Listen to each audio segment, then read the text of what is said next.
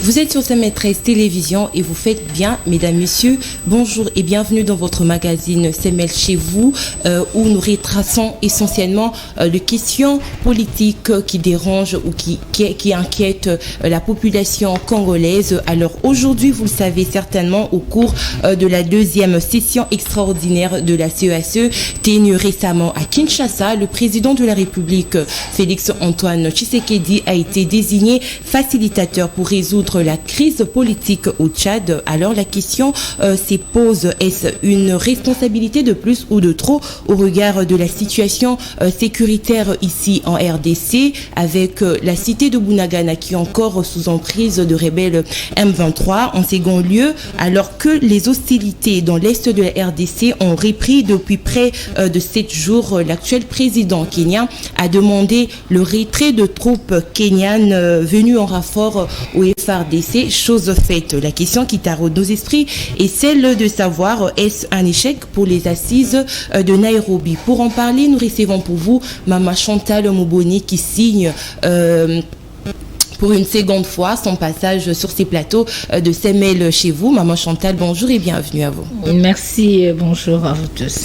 Alors, je tiens à rappeler qu'elle est porte-parole de Martin Fayulu Madidi, président du parti SID. Elle est également secrétaire nationale en charge de la communication du dit parti. Avec moi pour cette émission, Nathan Kionza. Nathan, bonjour et bienvenue. Bonjour Tania, bonjour aux téléspectateurs de CML chez vous. Bonjour également à Maman Chantal Moboni et bienvenue à vous.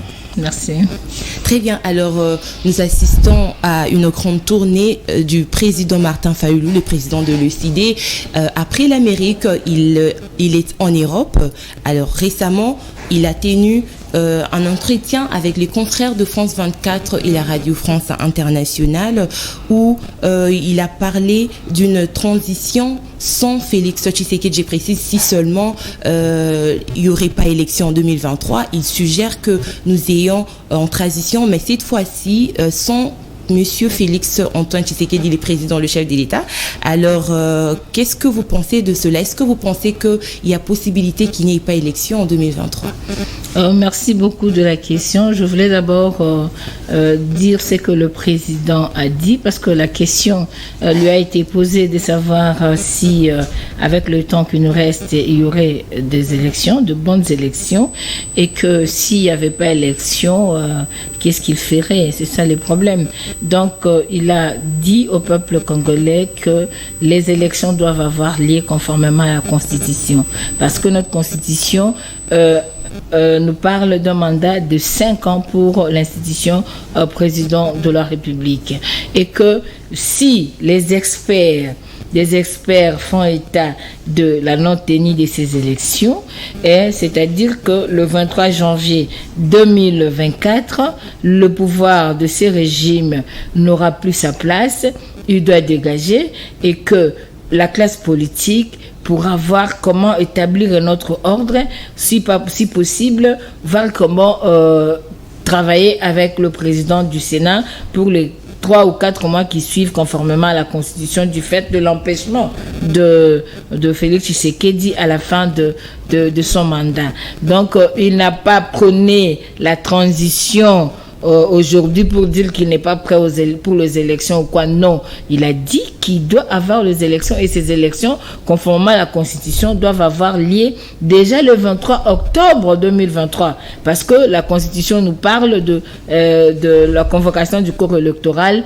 déjà 90 jours avant la fin du mandat du président en exercice. Donc, il est pour les élections, il n'est pas pour la transition, mais il a bien souligné, au cas où les experts démontraient que c'est vraiment dans l'impossibilité d'avoir de bonnes élections, parce qu'il y a des adjectifs qualificatifs qui entrent là-dedans, au cas où il y a l'impossibilité d'avoir de bonnes élections dans ces délais-là, la Constitution a prévu un autre mécanisme quand le président est empêché, les présidents du Sénat pourraient faire 3 ou 4 mois ou plus pour organiser des élections, mais si les autres peuvent accepter ou si c'est un nouveau ordre qui doit être mis en place, mais ce qu'il faut d'abord marteler, c'est que la fin du régime, c'est le 23 janvier 2024. Donc, on n'a pas peur des élections parce qu'on a été le premier à demander les élections anticipées pour restaurer la vérité des urnes. Déjà, le 23 février 2019, on avait déjà une proposition pour sortir de cette crise. Mais les autres ont pensé qu'ils connaissaient beaucoup, ils avaient déjà le pouvoir, ils avaient tout, donc ils ne pouvaient pas écouter. Mais aujourd'hui, ils sont rattrapés. Donc, nous continuons dans cette lancée et nous exigeons qu'il faille avoir de bonnes élections. Et ces élections passent par le consensus des forces en présence. Vous ne pouvez pas aujourd'hui avoir une CENI sans représentation de la résistance. La résistance qui a 62% de voix, sans représentation de l'Union sacrée, sans représentation du FCC, non, ou de la société civile, non. Mais aujourd'hui, nous estimons qu'il est important, impérieux, obligatoire qu'il y ait un consensus avant ces élections. Pourquoi? Parce qu'on ne veut plus tomber dans les mêmes erreurs, avoir des gens qui puissent mourir à cause de ça. La fois passée, en 2006, nous avons perdu les opérateurs économiques du Trump de Hugo Tanzambe, paix à son âme. C'était des conflits post-électoraux. En 2011, il y a eu beaucoup de problèmes, il y a eu beaucoup de morts. En 2018, il y a eu beaucoup de problèmes. Est-ce que nous voulons continuer à pérenniser les problèmes ou nous voulons trouver des solutions? Alors, aujourd'hui, faisons un consensus. On n'a pas besoin de faire de dialogue pour le partage de pouvoir. On n'a pas besoin de prendre autant de jours. Parce que nous, on a fait nos propositions. On a la proposition pour la loi portant organisation et fonctionnement de la CENI. On a la proposition sur la loi électorale. On a la proposition sur la loi portant identification et enrôlement des électeurs. On a la proposition sur le calendrier électoral. On a tout. Donc, il y a encore du temps. Donc, avec le respect de la Constitution, une volonté politique et une compétence éprouvée, nous pensons que tout peut être possible. Alors, il y a deux sources qui parlent d'une certaine pré-campagne électorale que mène M. Martin Fayulu au cours de cette tournée. Qu'est-ce que vous en pensez? Non, les gens qui sont en pré-campagne, nous le voyons, ils partent de partout avec des effigies, des banderoles, avec des messages de campagne. Mais le président Martin Fayulu est dans une tournée diplomatique. Il apporte le son du Congolais vers l'extérieur. Il est allé aux États-Unis, il est allé en Allemagne, au Canada. Aujourd'hui, il fait sa tournée en Europe. Il était à Liège la fois passée, tout ça. Donc, il apporte le son du Congolais. C'est-à-dire, le Congolais a assez d'être chippé. Le Congolais a assez de voir sa volonté être détournée. Le Congolais ne veut plus ce principe de prendre acte. Le Congolais veut que sa voix soit accompagnée, son choix soit protégé, la vérité soit garantie. C'est ce que veut le peuple aujourd'hui. Il est partout, il n'a que deux messages. Il y a la sécurité au Congo et il y a le problème du processus électoral. Parce que quand nous avons la légitimité comme socle de la République, nous éviterons beaucoup de choses. Tout ce que nous sommes en train de voir ici à répétition, c'est dû à cette crise d'illégitimité qui crée de frustration et les autres pensent qu'ils peuvent recourir aux armes pour chercher à s'imposer. Or, en faisant cela, on est en train de détruire le pays. Le président Martin Fayulu a été reçu, que ce soit par les officiels, que ce soit par la diaspora congolaise, parce que la diaspora doit comprendre le rôle qu'elle a à jouer dans le pays. Le Congolais lui-même doit prendre conscience de sa situation. Et les officiels qui ont cette habitude de prendre acte, les gens qui sont souvent complices de cette énième guerre d'agression sous forme de balkanisation qui nous est imposée, il faut aller à la source et parler avec eux. Et il a dit, il faudrait dire à Kagame de récupérer ces gens. Il a dit, il a commencé à le dire bien avant, que c'était le Rwanda qui nous agressait. Mais aujourd'hui, que les autres aient ce courage, aient cette humilité de reconnaître que l'aigle l'avait vu bien avant. Alors, et aujourd'hui, il faut trouver une solution adéquate. Maman Chantal Moboni, Denis Kadima, qui est président de la CENI, confirme qu'il y aura bel et bien les élections en 2022. 2023. Félix Tshisekedi, au cours de son entretien à la RFI France 24, il dit qu'il croit en Denis Kadima parce que c'est lui l'expert sur des questions électorales. Parce que Denis Kadima l'a confirmé et c'est ainsi que Félix Tshisekedi croit en lui. Mais pourquoi Fayulu reste toujours pessimiste sur l'organisation des élections? Ce n'est pas le pessimisme. Vous savez, Charles Maurras a dit « Vivre, c'est prévoir. Ne rien prévoir, c'est courir à sa propre perte. » Connaissant son pays, connaissant les 3 cycles électoraux que nous avions connus, connaissant le caractère de l'homme congolais, il y a de quoi à mettre le garde-fou. Vous pouvez imaginer qu'après 3 cycles électoraux, aujourd'hui, on serait tombé plus bas. Vous pouvez imaginer que jusqu'à ces jours, la CENI qui a été acceptée par tous en 2006 au niveau du dialogue intercongolais comme l'institution d'appui à la démocratie, devait 20 ans après ou 18 ans, je crois 16 ans après, continuer à organiser les élections s'il n'y avait pas crise de confiance. Si ces problèmes étaient résolus, les élections seraient rentrées au niveau du ministère de l'Intérieur. Le fait que la CENI continue encore à organiser les élections, c'est qu'il y a un problème de crise de confiance. Donc aujourd'hui, on ne peut pas refuser à quelqu'un qui a été victime d'une escroquerie électorale de pouvoir prendre des mesures, des garde-fous pour veiller à ce que les choix du peuple soient protégés. Donc ça peut être lui, ça peut ou ne pas être lui, mais le problème, nous sommes au niveau de principe. Nous n'avons pas une liste qui dit que ôte-toi de là que je m'y mette. Non, la liste est de marcher sur le principe des valeurs qui puissent permettre à ce que le Congo décolle. Comment jusqu'à ces jours, nous, on serait toujours dans le débat des élections, pendant que les autres sont en train de penser comment créer les écoles d'ingénierie pour l'eau, par exemple. Nous sommes 2e poumon mondial, nous avons un débit qui est très fort, très puissant, mais comment canaliser aujourd'hui nos jeunes à pouvoir faire cela pour que nous ayons des experts? Comment on va travailler pour que demain nous ayons les experts d'environnement? Parce que nous avons de tourbières, parce que nous sommes, le bassin du Congo regorge beaucoup de capacités en carbone. Comment on va penser développement? Voir nos provinces, c'est pas dans le développement cosmétique qu'on nous amène ici, autant de territoires. Non, c'est pas ça. Nous devons nous asseoir, nous devons nous investir dans la recherche scientifique, nous devons avoir de la matière, nous devons influencer la jeunesse à pouvoir regarder maintenant. Nous avons le cobalt, nous avons le coltan, nous avons aujourd'hui le lithium, et demain c'est ça le monde.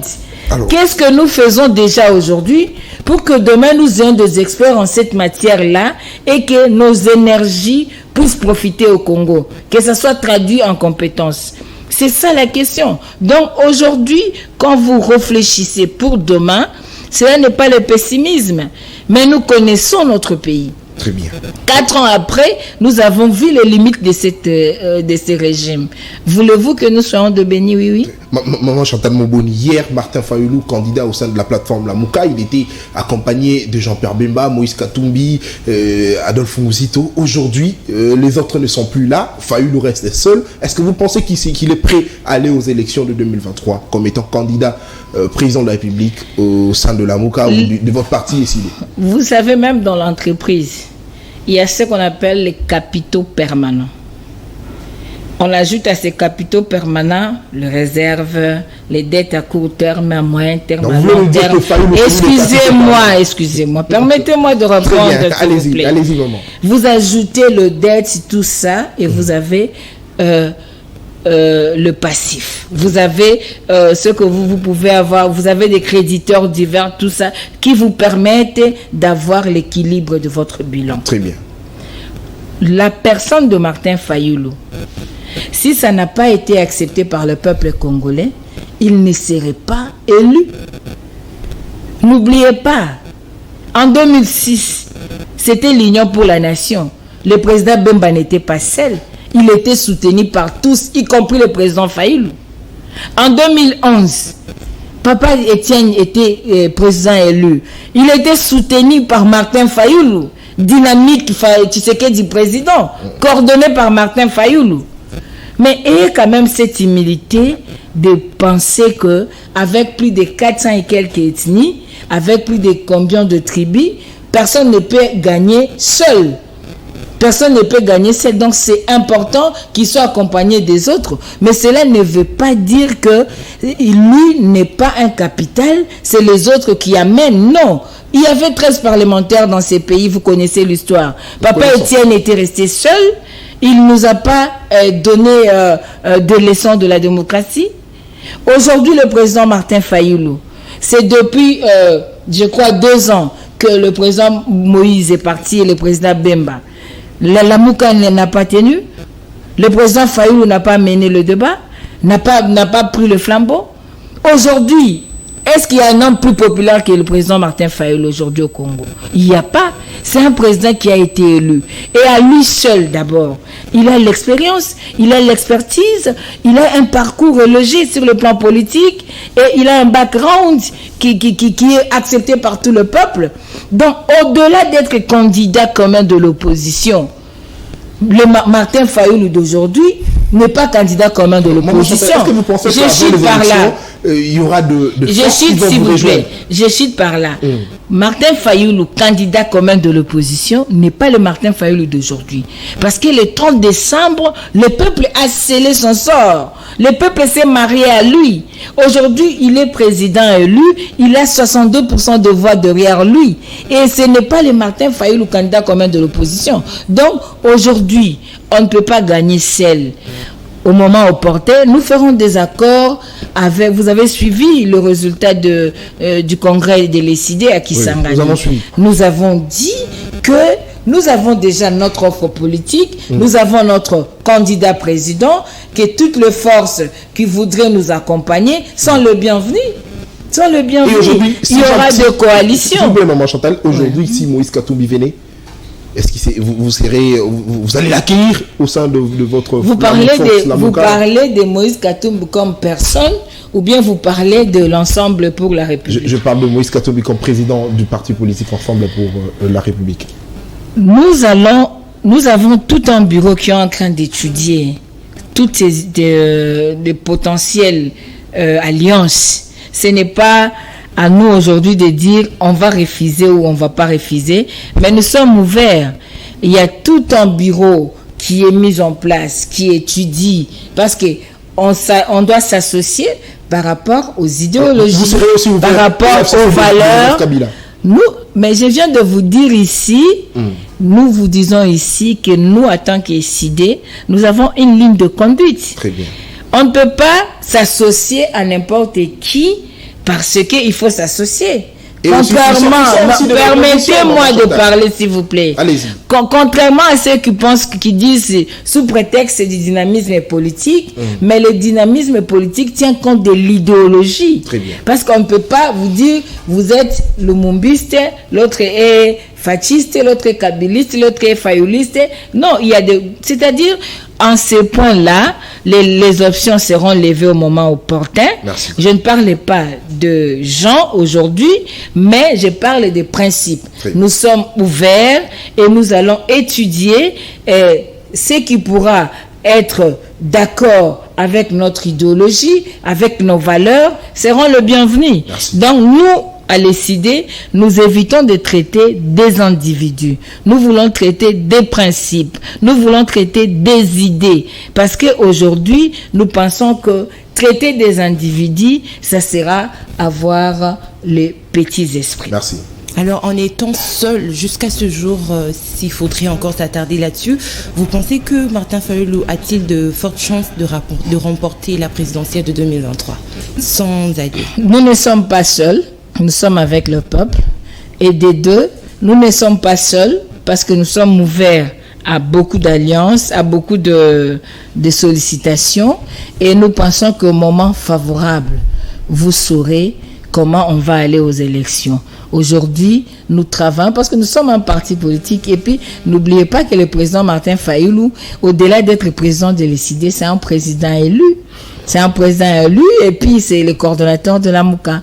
Donc aujourd'hui, vous ne pouvez pas réduire le président Martin Fayulu seulement sur ECD. Donc nous sommes ouverts. Nous avons dit d'ailleurs à la déclaration après notre congrès, nous sommes ouverts mais nous voulons à ce que nous puissions donner quelque chose de meilleur au peuple congolais. Alors, après tout le départ enregistré au sein de la MOUCA, vous pensez que la MOUCA maintient encore la place qu'il avait autrefois sur l'opinion publique? Voilà. La MOUCA, d'abord, c'est l'esprit du peuple. Contrairement à d'autres plateformes qui sont créées sur base de l'argent, de mangeoires, de pouvoir, des achats de conscience, la MOUCA a regroupé les candidats présidents. Et le 29 septembre, sur Triomphal, le peuple a dit « Donnez-nous un candidat commun ». C'est ainsi qu'est née la MOUCA. D'abord, c'est l'esprit du peuple. Au-delà de ça, même vous êtes la MOUCA, que vous le vouliez ou pas. Très bien. Moi aussi, je suis la MOUCA. Il est la MOUCA. Donc, c'est-à-dire, parce qu'il doit être la MOUCA, parce que papa Etienne nous avait dit, la ponga va bébé. Alors, pour marcher, pour travailler, il faut aller la MOUCA. Donc, vous comprenez. Donc, aujourd'hui, le président Fayoulou n'est pas seul. Nous travaillons. Les gens qui sont partis, c'était d'abord une plateforme électorale. Et cette plateforme électorale, après les élections, certains sont partis. Tels que Matungulu qui devait aller à la BAD. Il y avait Mboussa qui devait s'occuper d'Ebola. Ceci, cela. Ils sont libres. Bon, après, nous avons vu le président Moïse et Jean-Pierre Bemba sont partis pour soutenir Félix Tshisekedi. Et ce n'est pas notre problème. Nous avons continué. Et aujourd'hui, vous ne devez pas oublier que la MOUCA est un symbole. Vous ne pouvez pas parler de la MOUCA sans Martin Fayoulou. Parce que Martin Fayoulou, c'est le symbole de la victoire du peuple. C'est-à-dire cette volonté du peuple, cet esprit, la MOUCA du peuple, s'est transformé dans le ZIRN en faisant le choix du numéro 4. Donc, la MOUCA existe, la MOUCA est là. Nous n'avons pas peur et nous savons qu'il y a beaucoup ici qui sont la MOUCA. Certains s'ignorent encore, mais je sais au moment favorable, ils vont nous rejoindre et nous allons battre battre le record, nous allons gagner le Très bien, merci beaucoup. Alors nous entrons déjà dans le vif de notre sujet. Je l'ai dit tout à l'heure, le président Félix Antoine Tshisekedi est désigné facilitateur de la transition au Tchad dans un délai raisonnable, ce qui permettra la passation du pouvoir aux civils. On peut dire que le président Félix Antoine Tshisekedi Maman Chantal répond à ce profil, d'où le choix de ses pairs portés à son égard. Bon, d'emblée, je dirais que ce sont des désignations cosmétiques. Je vais dire que d'abord la CAC là, bon, nous pouvons dire que si dans un pays dirigé par les civils, on n'a pas pu restaurer la paix, si dans un pays pendant 4 ans, aujourd'hui, nous parlons du Congo, il y a une partie de son territoire qui est sous occupation. Si aujourd'hui, on n'a pas pu répondre aux attentes de la population, on n'a pas pu apporter une politique capable de résoudre les problèmes du Congo, de la RDC, pensez-vous qu'on pourra résoudre le problème des autres? Donc, ce sont des responsabilités. Si au niveau de l'Union africaine, on n'a pas pu donner le meilleur de nous-mêmes, pensez-vous qu'on pourra donner dans un pays dirigé par les militaires? Si aujourd'hui nous sommes en train de voir que c'est une analyse que nous sommes en train de faire, il faut distraire le Congolais. Parce que les Congolais aiment des fonctions, les Congolais aiment qu'on leur chante par des musiciens, le Congolais aime la jouissance, tout ça. Quand vous donnez des grades de postes aux Congolais, ils se réjouissent et dans l'entretemps, l'ennemi continue son chemin de balkanisation. Vous pensez aller mettre la paix chez les autres pendant que vous avez vos enfants qui sont sous l'occupation? Vous avez une partie du territoire occupée? Vous avez les gens qui meurent chaque jour. Vous avez des foyers de tension partout. La population n'est pas à même de nouer les 2 bouts du mois. Aucune infrastructure routière de qualité. Il n'y a pas de route de desserte agricole. Les paniers qui étaient hier, les paniers de la ménagère, aujourd'hui c'est les sachets de la ménagère, mais qui n'arrivent même pas à avoir quelque chose jusqu'à 7 heures pour manger. Dans un pays où vous avez 22 millions de troubles mentaux, des gens qui ont des troubles mentaux. Vous avez des gens qui souffrent de la malnutrition. 27 millions dans un pays comme ça. Vous avez 180 familles en souffrance à Kwamutu. Vous avez 300 ménages à Ouvira sans assistance. Dans un pays où vous n'avez comme religion que le détournement, que le vol de l'argent du peuple. Dans un pays où le budget n'est qu'institutionnel et le peuple, les gagne-pain, les gagne-petits sont abandonnés. Vous pensez vraiment que c'est un honneur de laisser votre pays comme ça? C'est un honneur de passer tout le temps à résoudre le problème des autres qui est chez vous? Même dans la Bible, on ne peut pas nommer quelqu'un diacre s'il n'est pas capable d'organiser sa propre maison. Même la Bible nous dit avant tout, c'est votre Jérusalem. Aujourd'hui, notre Jérusalem est à cet état. Tous les signaux sont en rouge. Rien ne marche. Aucune norme urbanistique. La ville capitale, quand il pleut, c'est grave. Les gens qui sont à Matete, qui ont été victimes des inondations suite au centre de recueillement des eaux qui viennent de Kisenso. Ces gens dorment dehors, dans la capitale. Ces gens pleurent. Ces gens n'ont pas à manger. Vous pensez vraiment que on a encore assez du temps pour s'occuper des problèmes des autres? Nos FARDC sont sur le terrain. Si et seulement si vous êtes le commandant suprême. Nous avions vu, même à la guerre de Kolwezi, on a vu Mobutu. On a vu Mouzé donner un discours mobilisateur, démontrer à sa population qu'il est ensemble avec son peuple. Aujourd'hui, vous êtes dans des voyages, vous êtes dans de petits forums organisés par des gens qui ne peuvent même pas recevoir les hautes personnalités. Pendant que le pays meurt, maman, ça va pas. Nous pensons que c'est des désignations cosmétiques. C'est une opportunité pour nous distraire davantage. Dans l'entretemps, la balkanisation va prendre corps. On ne va pas oublier qu'il y a plus de 5 armées étrangères dans le pays. On a des Burundais, il y a de Kenyans, il y a des Ougandais, il y a de Rwandais. Tous ces gens-là sont dans le pays. Vous avez encore du temps pour aller s'occuper des affaires des autres. Alors parce qu'on a entendu parler du transfert de l'eau au Tchad. Est-ce qu'on ne veut pas vous donner cette responsabilité cosmétique pour vous amener à accomplir ces désirs-là? Ce sont des questions que nous sommes en train de nous poser. Mais nous pensons que le Congo mérite mieux et le Congo aujourd'hui a besoin d'un leadership responsable qui tienne à cœur le problème du Congo. Alors parce qu'il a quand même promis devant ses pairs, ça veut dire qu'il a de moyens conséquents pour le faire. Vous avez plus de 100 promesses ici. Nous sommes déjà Allemagne d'Afrique.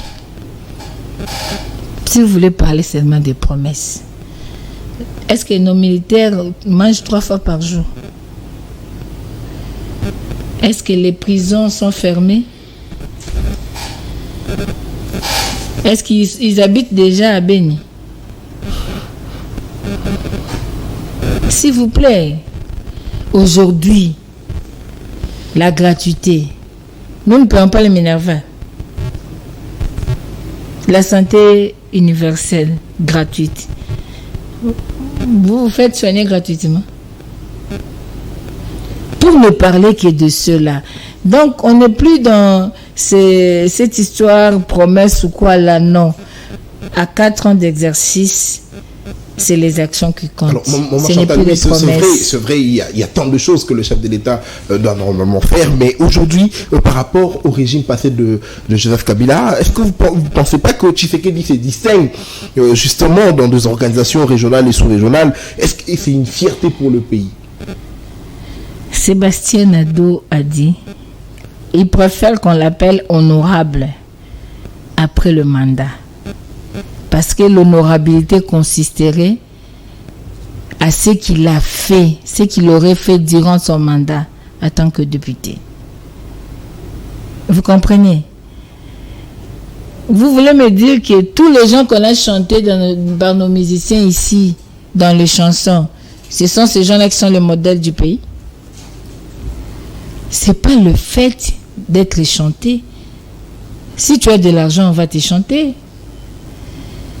Ce n'est pas le fait d'avoir des responsabilités, sinon nous connaissons comment ça se passe. Non, mais Madame pourquoi? Dites-moi. Lorsque les autres portent le choix sur Félix Tshisekedi, est-ce que vous pensez que c'est pas... Les autres là qui portent le choix sur vous, ils se sont basés sur quels critères? Parce que on connaît aussi, même le jeune, hein, quelqu'un a besoin d'aller chez toi. Il est ton chef. Il veut aller chercher ta femme. Il t'envoie en mission. Vous n'avez pas connu ça ici? Il t'envoie en mission pour qu'il ait le champ libre de rencontrer ta femme. Tu n'as jamais vu ça? Est-ce que ces gens-là ne connaissent pas ce qui se passe au Congo? Pourquoi ils vont porter les choix seulement sur le Congo? C'est parce que le Congo est grand. Mais il faut aussi préciser c'est parce que le Congo est développé. De la communauté d'État d'Afrique centrale. S'il vous plaît. Nous sommes deux parallèles par rapport à notre conception de responsabilité. La responsabilité, c'est un devoir. C'est un service. C'est pas un honneur. Parce que j'ai comme l'impression qu'il y a confusion à ce niveau-là. La responsabilité doit être un service à rendre. Mais ce n'est pas des titres honorifiques. Si ce sont des titres honorifiques, dites-moi, j'allais bien vous répondre si j'avais les critères sur lesquels ces gens se servent pour faire le choix à la RDC. Nous étions à l'Union africaine. Vous êtes journaliste? Pour quel bilan? Mais c'est Victor Hugo qui le dit. Avant de s'agrandir au dehors, il faut s'affermir au dedans. Au-dedans, nous sommes fissurés. Au-dedans, le bilan est négatif. Au-dedans, le peuple est abandonné. Au-dedans, les richesses, c'est pour une classe bien déterminée de gens. Au-dedans, la boussole, la constitution qui devait guider les politiques. La boussole est en dehors. On ne s'occupe même plus de ça. Au-dedans, c'est le vol, c'est le détournement, c'est l'impunité, c'est le crash, c'est les arrestations arbitraires, c'est l'intimidation. Et dites-moi, quels sont les critères objectifs sur lesquels ils se sont servis pour faire ces différents choix? Sinon, et c'est composé, et permettez-moi de citer là-bas, les organisations en question. Prenez Eastern African Community. C'est composé par le Rwanda, Ouganda, Burundi, Tanzanie et Kenya. Et aujourd'hui, Rwanda, Ouganda, Burundi, tous ce sont les agresseurs du Congo. Ils vous donnent des responsabilités. Occupez-vous d'ailleurs. Laissez-nous le Congo. C'est comme ça? Parce que vous voulez parler en termes d'organisation. La CEAC. Vous avez les pays qui sont là, il y a des gens qui ont fait combien de temps au pouvoir? Il n'y a même pas de démocratie chez eux. Qui vous choisissent, vous, un pays démocratique, pour ne pas vous laisser le temps de travailler pour votre pays, c'est-à-dire, eux, ils trouvent justifié de maintenir le Congo, la RDC dans cet état, que la RDC ne prospère pas pour qu'eux bénéficient de la RDC. Alors, vous pensez que la RDC, via son chef d'État, ne peut pas être un pays solution pour régler les conflits politiques dans d'autres nations, par exemple? Moi, je ne suis pas dans le slogan. Naturellement, au regard de nos richesses, que ce soit sur le sol ou le sous-sol, au regard de la densité de la population, au regard de l'eau, de forêt, de tout ce que nous avons aujourd'hui, l'RDC est la solution mondiale. Mais le problème, ce n'est pas les slogans solutions. Le problème, c'est la capacité de la RDC à transformer ses richesses en comment je peux dire, transformer les richesses en quoi? En fortune nationale,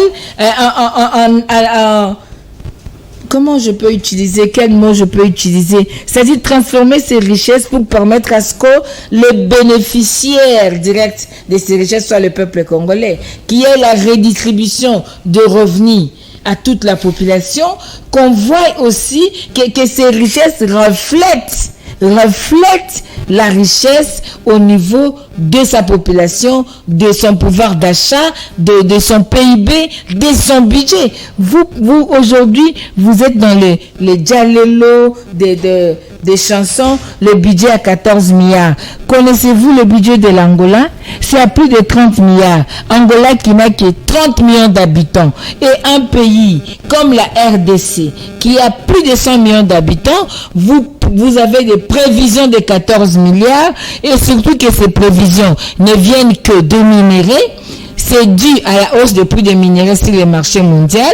Et au cas où il y aurait baisse des minéraux, il y aura incapacité de mobiliser ces recettes. On doit faire les djalelo partout. Encore que ce budget n'est que pour la classe dirigeante, il n'y a même pas une classe moyenne, il n'y a même pas la solution pour la population. Même les besoins sociaux de base sont impossibles de les avoir. Et vous pensez vraiment que nous, on va se limiter dans le slogan RDC Pays Solution? Oui, Pays Solution, ça nous donne combien? Nous avons la forêt. Qu'est-ce que ça nous rapporte? Et c'est que si ça nous rapporte quelque chose, comment elle est distribuée? Nous avons de l'eau. Comment elle est distribuée? Nous avons aujourd'hui l'énergie. Nous avons le cobalt. Aujourd'hui, avec des batteries, avec tout ce que nous pouvons avoir avec cette mondialisation, qu'est-ce que ça rapporte au Congo? Nous avons de l'or. Il n'y a même pas la raffinerie. Pour une raffinerie de 5 millions, nous perdons la raffinerie et le Rwanda doit le faire. Le problème, ce n'est pas d'avoir des slogans. Le problème, c'est de rendre ça comme une vie. Que cette solution-là soit dans le quotidien de chacun de Congolais. Aujourd'hui, quand on voit le Congo, il n'y a pas de dignité. Quand on voit le Congolais, c'est un peuple abandonné, c'est un peuple sans espoir, c'est un peuple qui n'a pas de dignité. Vous pensez que nous sommes forts comme ça? C'est pourquoi nous avions dit, notre offre politique, c'est pour un Congo libre, indépendamment de Rwanda, d'Ouganda et de Burundi, un Congo fort, un Congo prospère, un Congo digne. On peut collaborer en tant que pays voisin, mais on ne peut pas marchander la personnalité, la dignité du Congo. Alors, la CEACE est également un organisme économique, ça touche également le secteur économique. Alors, pour la RDC, le fait d'avoir la présidentielle de cette structure a un intérêt national quelconque? Y a-t-il de l'importance dans le fonctionnement de notre pays? Madame, comment on peut parler de l'économie sans production? Nous ne produisons rien. Si on vous dit aujourd'hui le budget à 14 milliards, c'est-à-dire il y a les minéraux, il y a la hausse de prix sur le marché mondial. Si les minéraux baissent, nous aurons un problème sérieux. On n'a pas diversifié notre économie. Qu'est-ce que nous offrons? Les autres viennent prendre du bois. Ils prennent de l'or. Ils prennent le coltan. On n'a pas des usines de transformation. Nous sommes à l'état brut. On n'est même pas à l'état secondaire ou tertiaire. On n'a pas des usines de transformation. Les autres viennent, ils prennent, ils vont transformer chez eux. Les Chinois vous achètent le cobalt.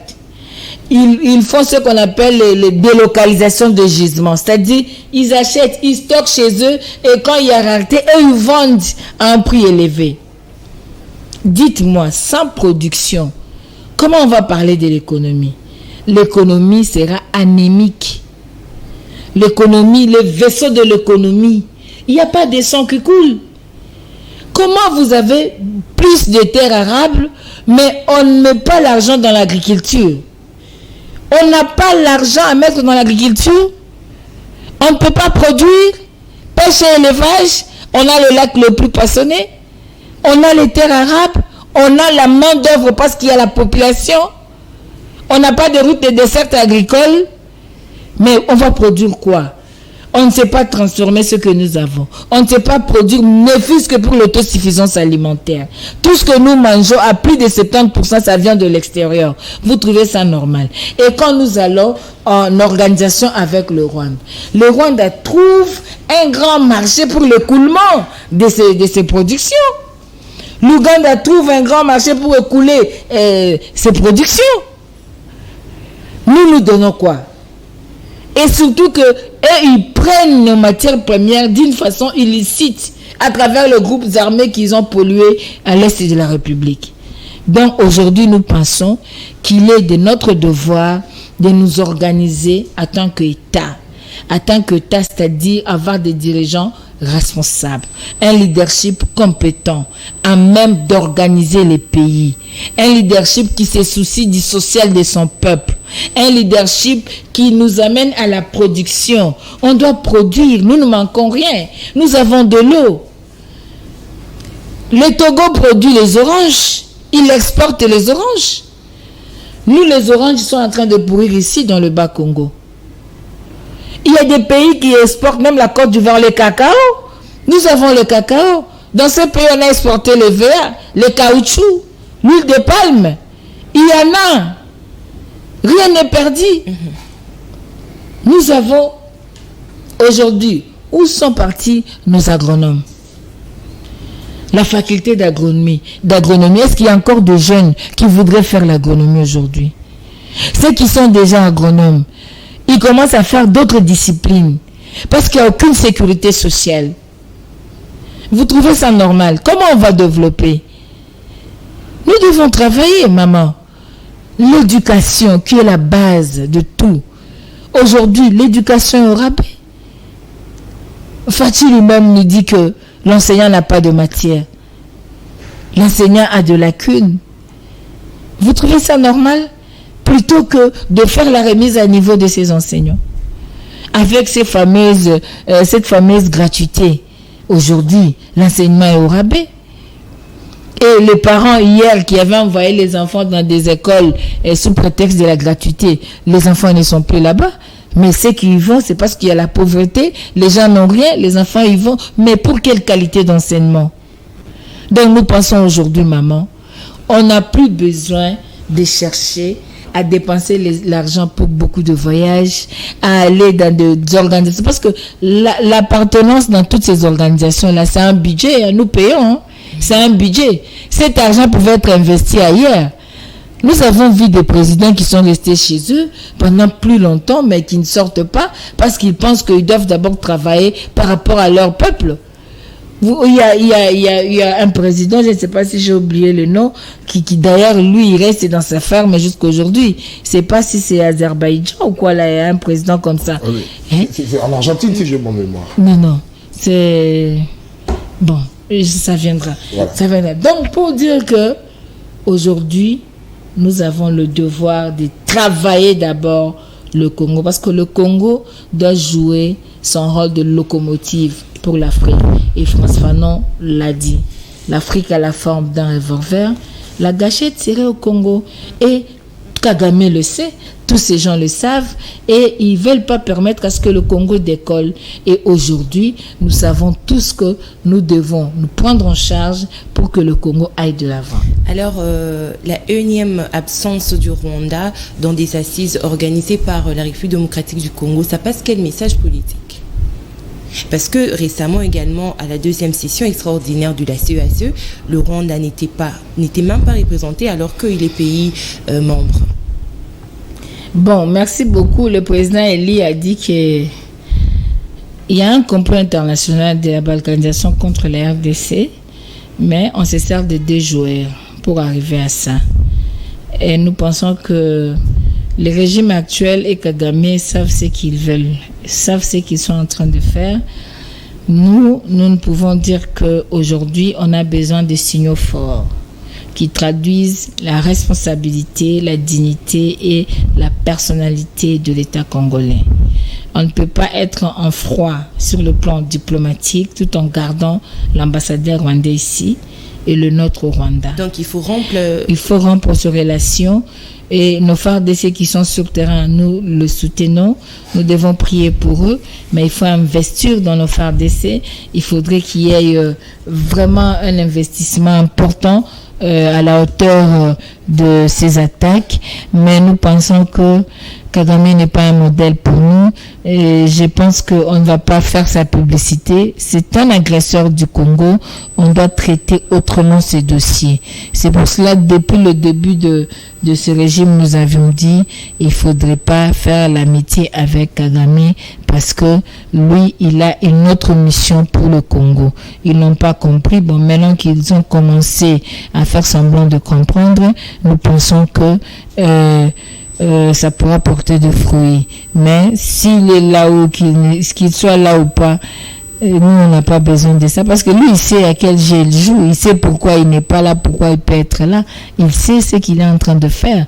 Mais aujourd'hui, nous ne devons pas oublier que un petit pays comme le Rwanda ne peut jamais faire à genoux à la RDC. Merci. Alors, mesdames, messieurs, vous êtes là en train de suivre votre magazine Semel chez vous. Nous avons reçu pour vous à ce jour Madame Chantal Mouboni. Je rappelle encore une fois qu'elle est porte-parole du président de l'ECD, Martin Fayoulou, également secrétaire national en charge de la communication du dit parti. Et nous allons déjà passer à notre second sujet dans le retrait de troupes kenyanes sur le sol congolais. Que devient les accords de Nairobi? Bon, merci beaucoup. C'est d'ailleurs, ça traduit déjà qu'ils ne se sont pas entendus.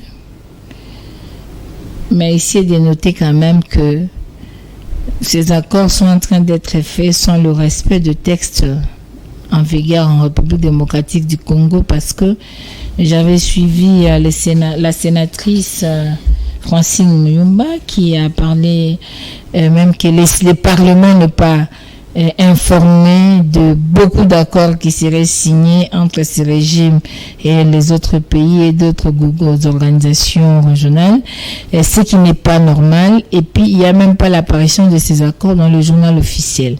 C'est quelque chose qu'on doit quand même noter. Et nous avons aussi entendu qu'ils auraient signé cet accord pour que des Kenyans entrent par Bunagana. Malheureusement, ce n'était pas le cas. Mais quand vous allez de l'Angola à Nairobi, tout ça, vous voyez que c'est un échec.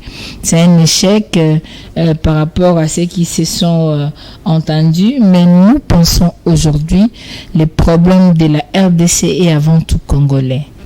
Et avant tout congolais, c'est-à-dire que c'est d'abord à nous Congolais de trouver des solutions, c'est à nous Congolais d'être forts de l'intérieur pour que les autres nous respectent.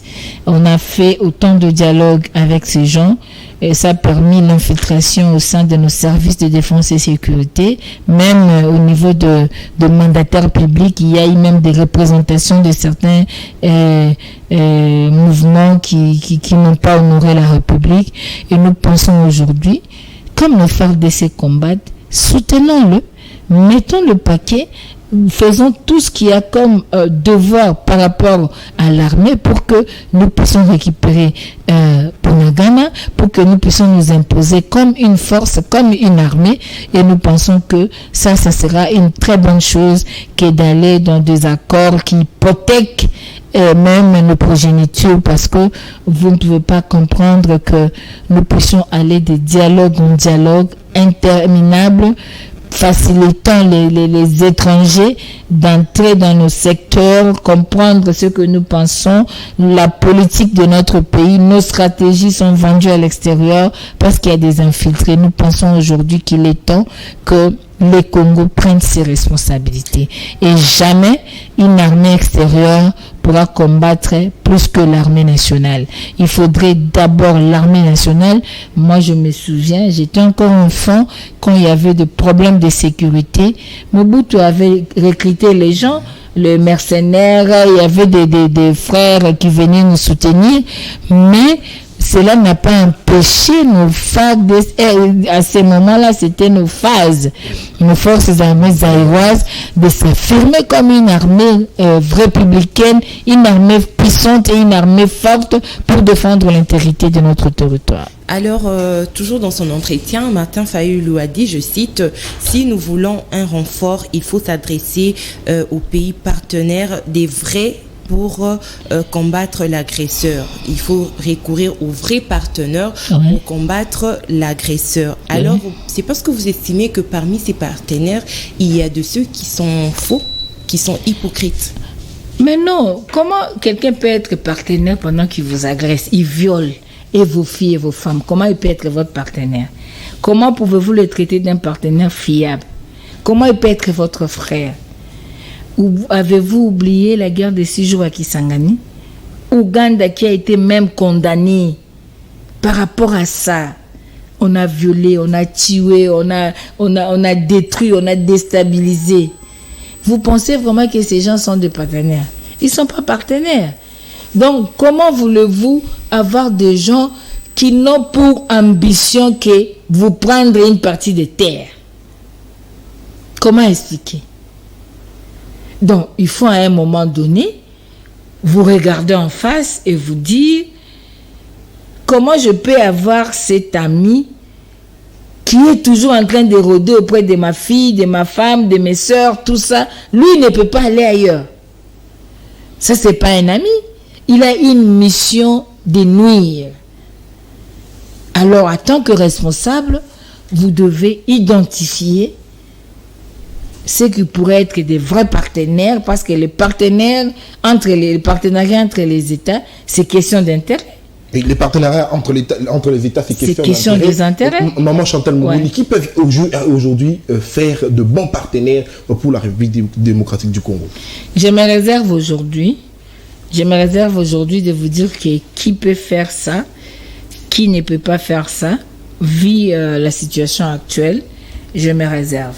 Alors, Maman Chantal Moubouni, aujourd'hui, on peut cette fois-là applaudir pour la diplomatie du chef de l'État, Félix-Antoine Tshisekedi Tshilombo, parce qu'on a vu, c'était au cours du Conseil de sécurité des Nations Unies, les États-Unis ont enfin condamné le Rwanda pour l'agression à l'est de la République démocratique du Congo. Est-ce que on peut dire que cette fois-ci, la diplomatie du chef de l'État, Félix Tshisekedi, a enfin réussi?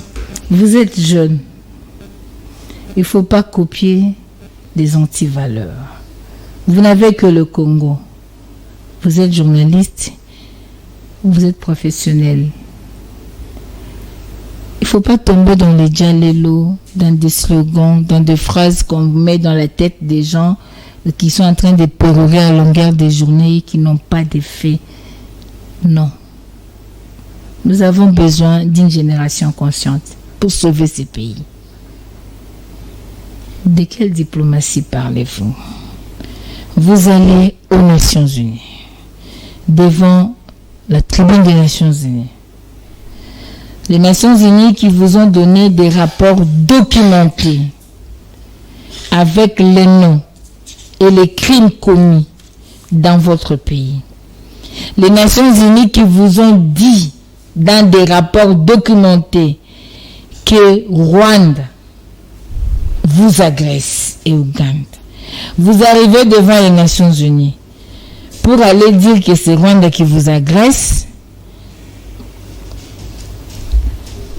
parce qu'ils sont informés que c'est le Rwanda.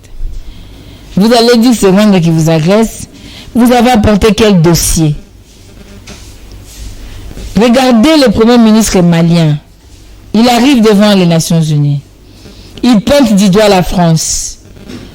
Et il dit qu'il dispose de preuves attestant que la France est en train de détruire son pays, de collaborer avec les gens qui détruisent le pays. Et il demande à ce qu'il y ait une réunion du Conseil de sécurité. C'est ça la diplomatie. Et il y a eu une réunion qui a traité sur les cas. Aujourd'hui, la population refuse que la MONUSCO continue. C'est un élément de taille. Hein? La population refuse que la MONUSCO continue. Parce que la population estime que plus de 20 ans qu'elle est là, rien ne change. Au contraire, la situation s'empire. Sa revendication est légitime en tant que peuple. Antonio Guterres vous dit, le M23 a des armes plus sophistiquées. Même la MONUSCO, qui est là-bas plus de 20 ans, qui est censée vous protéger, entre parenthèses, parce que la protection relève de la défense nationale. Même la MONUSCO qui est là n'a pas les armes comme le M23. Vous allez, on vous amène à 3 vous causer. Après, on vient vous dire que les Nations Unies condamnent le Rwanda. Mais le président élu avait dit en son temps que Kagame devait retirer ses troupes. Là, vous ne prenez pas en considération. Les Nations Unies disent que Kagame doit cesser avec cette guerre. Là, vous voulez dire que c'est la diplomatie agissante. Un secrétaire général des Nations Unies qui fait la publicité du M23 jusqu'à dire que M23 aurait des armes sophistiquées pour vous dire que vous, FARDC, vous n'êtes rien, ne combattez plus. N'est-ce pas la démoralisation? Maintenant, aujourd'hui, il voit que nos FARDC sont debout. Alors, qu'est-ce qu'on va faire pour qu'ils laissent le combat? Donc, on va s'impliquer, on doit donner l'impression de s'impliquer dans ces problèmes pour que nos FARDC diminuent un peu leur teneur afin que nous gagnions encore du temps. Et c'est de ça que vous parlez de la diplomatie. Le président Martin Fayulu était là. Il a été reçu au Sénat américain. Il a été clair par rapport à ça. C'est la communauté internationale, via la France, dans son opération turquoise, qui nous a demandé de faire entrer les FDLR avec armes et munitions dans notre pays. Nous avons un problème aujourd'hui. Que fait-elle? Pourquoi il demanderait le dialogue entre nous et les agresseurs et non un dialogue entre ces FDLR et le Rwanda pour qu'ils rentrent dans leur pays d'origine, les ADF et les Ougandais pour qu'ils rentrent dans leur pays d'origine? Vous voyez la duplicité de la communauté internationale. Et vous voulez aujourd'hui dire c'est la diplomatie agissante. Quelle agissante? Pensez-vous que c'est la communauté internationale qui va solutionner nos problèmes? Certes, c'est un des partenaires parce que nous faisons partie des Nations Unies. Mais on doit s'imposer. La communauté internationale se sert d'abord du peuple lui-même. Que dit le peuple? Comment réagit le peuple? M23 voulait faire encore ces histoires ici, je crois en 2013, tout ça. On allait prendre Bunagana et les autres là. Pourquoi ils n'ont pas pu? Parce que le peuple était mobilisé. Le peuple, il y avait une tension, une pression, et ils ont reculé. Et si aujourd'hui c'est qu'on peut de balkanisation est en train de tâtonner, de faire tout ce qu'il est en train de faire là, c'est parce que le peuple a toujours été mobilisé. Mais vous mettez un état de siège qui empêche les libertés de citoyens. Il n'y a pas moyen de manifester. Il n'y a pas moyen de résister contre les assaillants. Vous militarisez tout. Pour quel effet? Levez l'état de siège, mobilisez le peuple, soutenez nos FARDC. Allons-y. Ça, c'est ce qu'on appelle les formoles. Ça, c'est les formoles. Il ne faut pas nous amener dans ça. Le peuple se libère. Alors, Maman Chantal, est-ce que ce n'est pas un ouf de soulagement de voir aujourd'hui les États-Unis condamner le Rwanda? C'est ce que le. Est-ce que c'est la première fois? Après ce que tous demandent. C'est la première fois que les États-Unis condamnent le Rwanda. Sur le plan concret, qu'est-ce que les États-Unis font? En condamnant le Rwanda, qu'est-ce qu'ils font? Après, ils vont vous dire, vous êtes souverain, vous êtes un pays souverain, papa. La RDC est un pays souverain.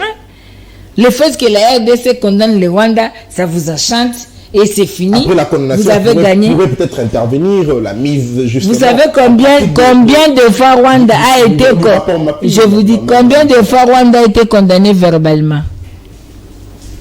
Aucune fois Rwanda n'a été condamné dans un tribunal. La RDC n'a jamais accusé le Rwanda. Mais Ouganda a déjà été condamné dans un tribunal. Pourquoi le Rwanda n'a jamais été condamné dans un tribunal? Pourquoi la RDC n'a jamais porté plainte contre le Rwanda? C'est ça la grande question. S'il vous plaît, Nous sommes de la génération consciente. Les formels ne passent plus. Kadio Chanus ne passe plus. Et la génération consciente sait pertinemment bien que le peuple se libère. C'est aux Congolais de libérer les pays. Ce n'est pas aux étrangers. Parce qu'aujourd'hui, ce complot de balkanisation dont notre père de l'indépendance avait parlé en son temps, la Belgique veut balkaniser le Congo. L'éclatement du Congo, c'est demain.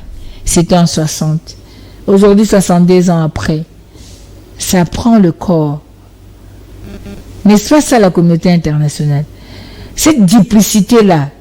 Un secrétaire général des Nations Unies vous démontre l'incapacité d'agir. Ils vont parler, mais ils ne peuvent pas agir. Parce qu'ils ont dit qu'ils n'ont pas d'armes. Ils n'ont pas de force plus que les M23. C'est eux qui le disent. Pensez-vous que les M23 puissent avoir de la force plus que la MONUSCO? Ça, c'est une campagne. Ça, c'est une campagne qui prépare la psychologie, pour préparer la psychologie des gens, qui mettre la peur et laisser les gens comme tels. Donc, nous pensons, on a besoin d'un leadership éclairé, un leadership compétent et responsable qui puisse mobiliser le peuple pour libérer les pays. Alors déjà, il y a retrait de troupes kenyanes sur demande de leur président. Alors, est-ce que l'opérationnalisation des forces régionales de la communauté de l'Afrique de l'Est est-elle encore nécessaire à ce jour? Est-ce qu'on avait besoin de ça? Parce qu'on doit vous dire que quelqu'un qui vous dit les troupes kenyanes viendront, les Burundais sont déjà là. Connaissez-vous quand les Burundais sont entrés? Connaissez-vous l'accord a consisté à quoi? Si la sénatrice dit que même le Parlement n'est pas informé, vous trouvez ça normal? Inviter les forces étrangères dans le pays pour résoudre le problème de la défense et de la sécurité, c'est créer un autre problème supplémentaire. Inviter les armées étrangères qui convoitent nos richesses, qui sont producteurs de coltan sans en avoir sur leur sol, les armées qui prennent notre or, qui prennent tout pour venir chercher à défendre notre pays, c'est créer un problème pour nos générations futures. La responsabilité exigerait à ce que nous investissions dans nos FARDC, que nous mobilisons le peuple, que tout le peuple pense Bunagana, que tout le pays pense Bunagana, pense Pamoto, pense Ituri, pense Djougou, pense Mambasa, pense Mahagi, pense Beni, pour que nous ayons un Congo fort, digne et prospère. Donc on n'a pas besoin de campagne médiatique, de soi-disant diplomatie agissante qui n'ont produit aucun fruit jusque-là. On n'a vu aucun investisseur à part Jean-Claude Van Damme. D'accord, alors nous sommes à la fin de cette émission. Votre dernier mot, Maman Chantal? Mon dernier mot, je dirais au peuple congolais, hommes et vieux, femmes, enfants, le Congo n'a que nous. Mon pays va mal, le pays souffre, le pays a besoin d'un leadership éclairé et compétent. Battons-nous. Battons-nous pour libérer notre pays. Battons-nous derrière nos forces armées. Battons-nous derrière des idées, des valeurs, des idéologies qui puissent permettre à ce que nous ayons un changement réel. Parce que ce régime nous a démontré son incapacité à résoudre nos problèmes. Même les plus petits soient-ils, il est incapable de nous offrir une bonne vie. La vie est devenue très chère. Le transport est devenu casse-tête. On ne sait même pas se déplacer. Il n'y a pas d'avion. Un pays qui n'a pas d'avion. Un pays qui envoie les transco là où il n'y a pas des infrastructures routières. Un pays qui ramène le népotisme, l'amateurisme, les détournements de fonds sur la table. Nous pensons que nous méritons mieux. Alors vivement 2023, peuple congolais, il faut choisir utilement peuple congolais, ne donnez plus vos oreilles aux politiciens du ventre, mais donnez plus vos oreilles aux idées et aux hommes intègres pour le développement de notre pays. Merci. Alors le peuple a été suffisamment conscientisé par notre invité du jour, la personne de Madame Chantal Momboni, porte-parole de Martin Fayulu Madidi, président du parti politique SID.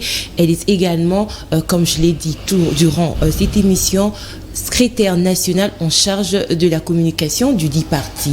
Alors, cette émission a été co-présentée avec Nathan Kionza. Nathan, merci pour la co-présentation. Merci beaucoup, Tania. Merci aux téléspectateurs de SEMEL chez vous de nous avoir suivis. Merci également à Maman Chantal Momboni d'avoir répondu à nos questions.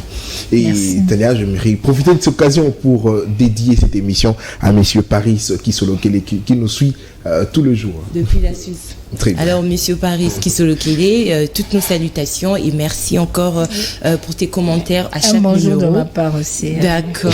Merci beaucoup. Alors, merci à vous de nous avoir suivis. C'en est fini. On se retrouve la semaine prochaine. Ça sera avec le même plaisir. Et d'ici là, portez-vous bien.